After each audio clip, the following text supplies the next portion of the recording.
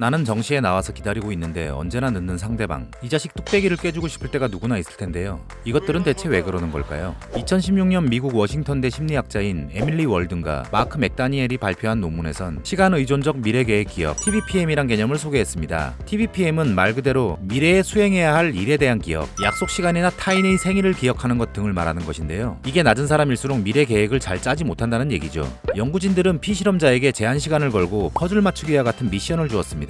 물론 피실험자들은 시계를 확인할 수 있었고요. 미션을 수행하는 동안 누가 제한 시간을 신경 쓰거나 잘 준수하는지 지켜본 결과 TBPM이 뛰어난 사람이 제한 시간을 잘 안배해 미션에 임했죠. 실제로 TBPM이 강한 사람일수록 약속 시간을 잘 지켰고 약한 사람들은 그러지 못했습니다. 미국 매사추세츠 대학교 뇌과학과의 수잔 화이트본 교수는 시간을 기준으로 하는 미래 계획 기억력이 뛰어난 사람은 미래의 시간까지 더 잘 조율한다고 설명했습니다. 지각을 하는 사람들은 미래 계획 기억이 부족하다는 얘기죠. 하지만 이 실험만으로 수많은 지각러들을 단정짓기에는 조금 부족해 보이네요. 프로 지각러들에는 여러 가지 유형이 있습니다. 첫 번째 프로들은 언제나 일정한 시간만 늦는 정시간 지각러입니다. 학교나 회사가 5분 거리에 있든 1시간 거리에 있든 반드시 5분씩 늦는 타입이죠. 이들의 특징은 일을 그 순간에 닥쳐서 하고 내게 어느 정도 남은 시간이 있는가 하는 현재의 범위를 항상 체크하지 않습니다. 약속 장소를 향한 출발 직전까지 뭔가를 꼭 하다가 출발 시간을 놓치기도 하고요. 약속 장소까지 걸리는 이동 시간과 거리를 정확히 알고 있지만 최소 시간과 최단 거리만 지나치게 낙관적으로 생각합니다. 당연히 그 시간에 아무 문제 없이 도착할 것처럼요. 근거 없는 낙관을 하는 이런 사람들은 마치 모의고사 최고 점수를 자신이 실전에서 당연히 낼 수 있는 최저 점수라고 생각하는 사람과 마찬가지입니다. 두 번째 프로들은 지각 시간이 랜덤한 다크호스형 지각러들입니다. 이들은 TBPM 자체가 떨어지거나 없는 사람들이 대부분입니다. 이거야 뇌과학적으로 타고났거나 발달되지 않은 것이라 생각하고 이해할 수 있을지도 모르지만 지나치게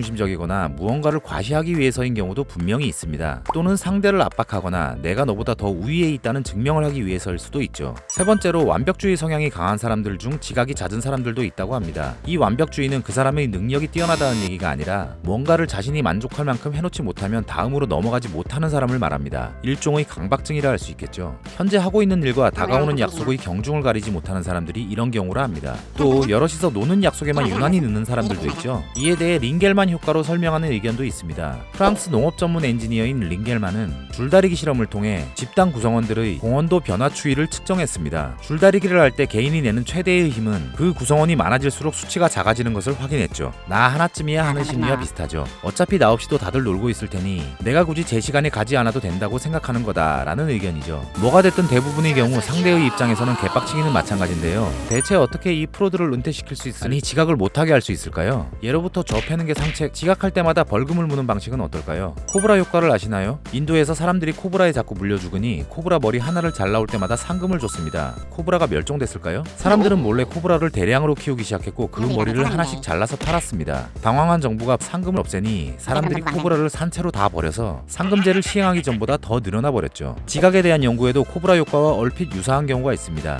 경제학자 우리 그니지와 알도 러스티치니는 유치원에 아이를 너무 늦게 데리러 오는 부모들에게 지각 벌금을 물리면 어떻게 될지를 조사했습니다. 상식적으로는 지각하는 부모들의 수가 줄어들어야 하죠. 하지만 그들이 이스라엘의 여러 유치원을 관찰해본 결과 예상과 정반대로 벌금제가 실시되자마자 부모들의 지각 횟수가 현저히 증가했습니다. 심지어 벌금제가 다시 사라진 다음에도 많은 부모들이 계속 지각을 했습니다. 벌금이 도입됨으로써 유치원과의 사회적 관계에 대한 부모들의 시각이 변했던 것이죠. 그 전에는 정시에 아이를 데려가는 것이 예의에 관한 문제였습니다. 그들이 늦게 되면 교사들이 퇴근 시간을 넘겨 아이들을 돌봐야 합니다. 이것은 교사들의 배려이고 부모의 사정에 따라 미안해하며 부탁하게 되는 예의상의 문제였던 것입니다. 하지만 벌금제의 도입으로 지각에 가격이 매겨지고 정규 시간 이후에 부모가 올 때까지 아이들을 돌봐주는 일은 유치원에 지불하는 또 다른 비용처럼 느껴지게 되어버린 겁니다. 부모들은 벌금을 비용처럼 지불함으로써 지각을 정당한 행위로 인식하게 되어버린 거죠. 어쨌거나 이 모든 이론과 연구, 주장들을 제껴두고 결론을 말하자면 지각을 하는 사람들에게는 온갖 뇌과학적 이유와 심리적, 사회적 이유가 있습니다. 그럼에도 프로 지각러들이 약속을 잘 지키는 때는 분명히 있습니다. 자신에게 너무나 중요한 일이라면, 극단적으로 말해서 제 시간에 오지 않으면 죽을 수도 있다면, 혹은 제 시간에 왔을 때 큰 돈을 받는다면 지각을 할 리가 없죠. 결국 어떤 약속을 대하는 자신의 태도의 문제인 것입니다. 지각을 한다고 자신에게 특별한 피해가 오지 않고 지각을 안 한다고 자신에게 특별한 이익이 되지 않는 한 상대의 기다림이라는 시간보다 나의 심리적 편안함이 우선이기 때문에 약속이 중요하지 않은 것이죠. 사회적으로 합의된 예의를 지키지 않는 겁니다. 극단적으로 얘기하자면 상대는 아마도 당신이나 당신과의 약속이 소중하지 않거나 당신이 우스운 겁니다. 하지만 프로 지각러들이 생각하지 못하는 게 하나 있죠. 매번 지각을 하는 사람과 중요한 일을 함께하거나 계속해서 같이 어울리고 싶어하는 사람은 없다는 걸요. 휴먼 3분 컷, 5분 컷이었습니다. 됩니다. 아씨 또 늦었다.